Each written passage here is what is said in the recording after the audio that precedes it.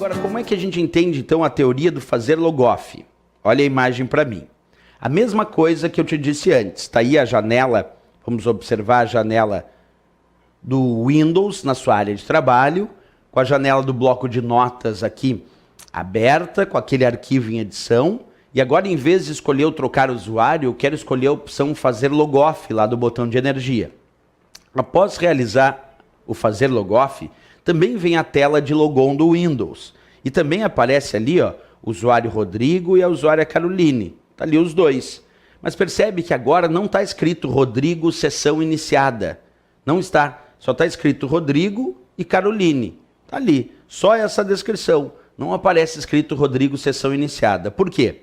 Porque quando tu clica no fazer logoff, ele não finaliza ou finaliza a sessão do usuário atual?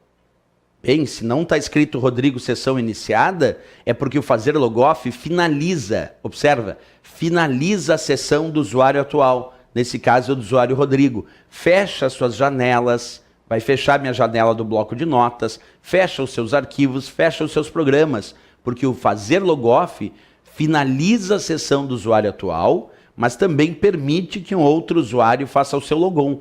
Então a grande diferença que eu tenho entre trocar usuário e agora o fazer logoff, repetindo, é que o fazer logoff finaliza a sessão do usuário atual.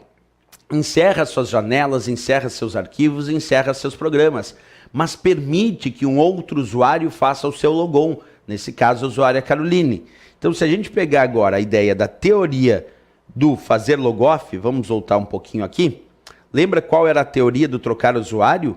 Trocar usuário não finaliza a sessão do usuário atual. E o fazer logoff, olha o que diz, finaliza a sessão do usuário atual, permitindo que um outro usuário faça o seu logon.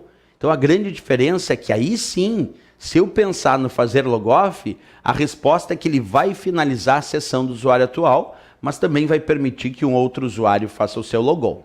Os dois são muito parecidos, né? O trocar usuário e o fazer logoff. Continuando.